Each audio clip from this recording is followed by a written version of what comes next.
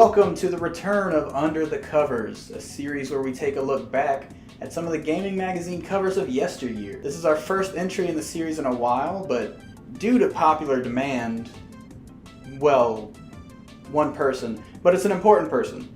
If you're listening, I love you. You're the wind beneath my wings. You give me spirits. But anyway, this is our first entry in a while, and I wanted to break in with something that I really enjoy, a game I really enjoy, and that's going to be Knights of the Old Republic 2 on Electronic Gaming Monthly, June 2004 edition. Knights of the Old Republic 2 is a follow-up to BioWare's 2003 Game of the Year.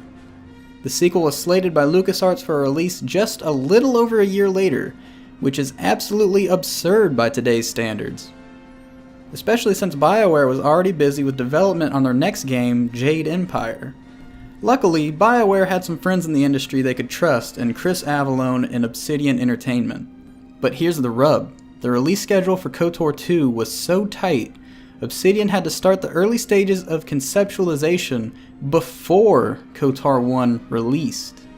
When Chris Avellone first played KotOR when it released in July, he became frustrated and threw his controller down. Obsidian Chief Development Officer Chris Parker clarifies in the interview, "We had a long list of features, then we played it and were like, son of a bitch, they did that too." Naturally, rewrites and gameplay restructuring were needed before full development went forward 4 months later in October. The main question surrounding KotOR 2 was, how will it play off the epic that was KotOR 1?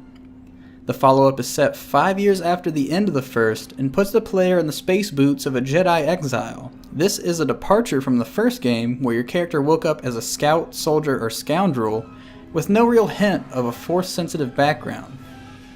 The exile is still aware of their Force sensitivity, but must work to get in touch with the Force and get their iconic lightsaber back. As Chris Avellone says, the lightsaber is the thing. You should have to work for it. It makes it feel that much better once you actually have it.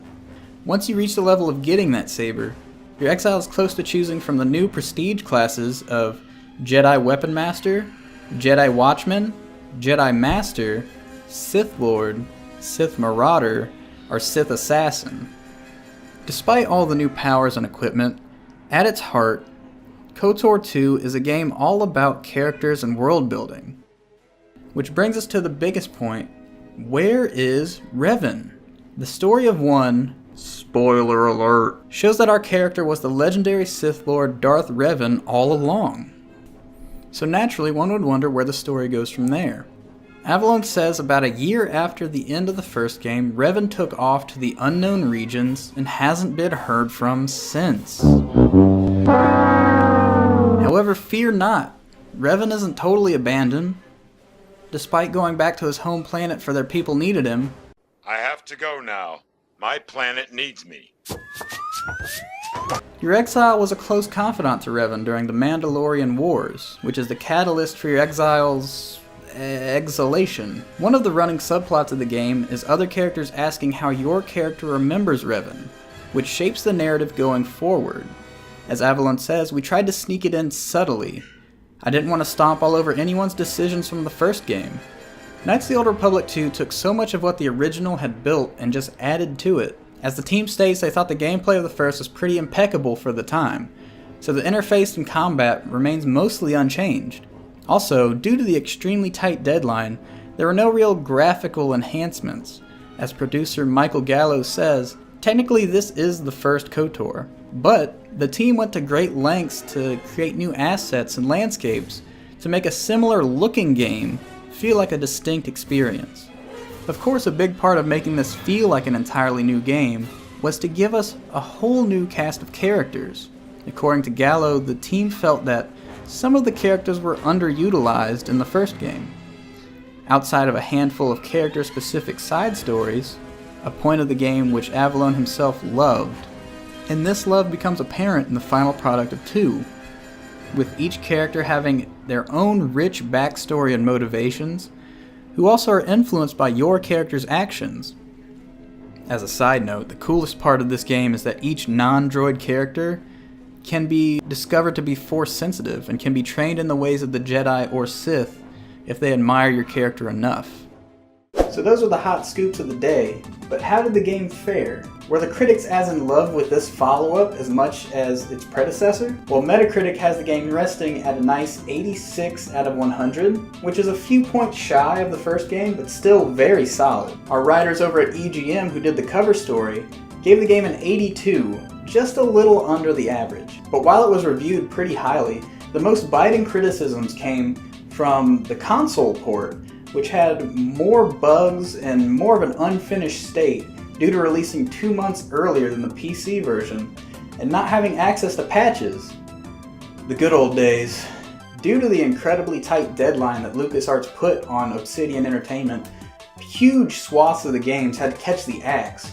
In fact, there's a whole droid planet that had to be completely cut out to reach the deadline. All of this considered, Knights of the Old Republic 2 was a fantastic follow-up to what many consider an unfollow-upable game, but it was just hamstrung by an impossible deadline to reach. Luckily, in 2013, modders on the PC version were able to restore this content and fix these bugs, giving Obsidian the vision that it dreamed of for this game, thus making it the best Star Wars title to release since EA got the exclusive rights to the games.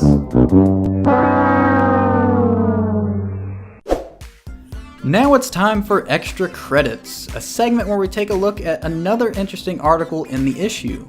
While the promise of the very first PSP game was enticing, my eye was caught by something totally different. The Apex Stream, a home console made by DVD player creators Apex Digital, promising to bring PC gaming to your living room TV. Well, I suppose you could do that already with the right connections, but this is a console. The Apex Stream promised drop-and-play gaming where you could pop in your PC game disc and start playing as if it were a console. The Apex Stream promised these lightning-fast installations due to over 2,000 pre-made installation scripts, ranging from budget titles to cutting-edge games of 2004. Now obviously the flaw here is that those installation scripts will be very quickly outdated. As far as specs go, for the $3.99 entry fee, you get a box with an unnamed 2 GHz processor and an NVIDIA GeForce 4 graphics chip, both of which could not be upgraded. Another fairly glaring flaw.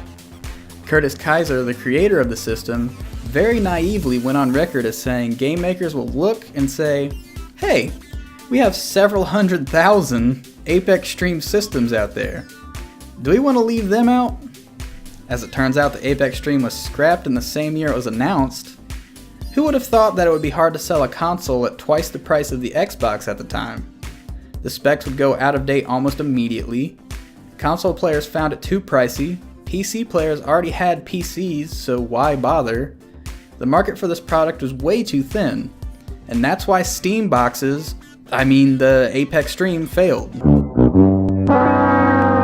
And that was another episode of Under the Covers. Check in more to the channel, we'll have some more of these soon. I really like making these, and I have mountains upon mountains of old video game magazines, much like this guy. So I'll probably do some more of these if you guys like them, or if the one person that wanted me to make this one likes it, I'll do some more just for you. Don't tell anybody else, it's just for you. But make sure you like, subscribe if you're enjoying this stuff, if you want to check out some more stuff we're doing. It's pretty cool, if I do say so myself, but I'll be happy to have you along the subscriber train. Just come on in, take a seat, enjoy the video game stuff, whatever. We're doing it all over here. I'll see you guys next time.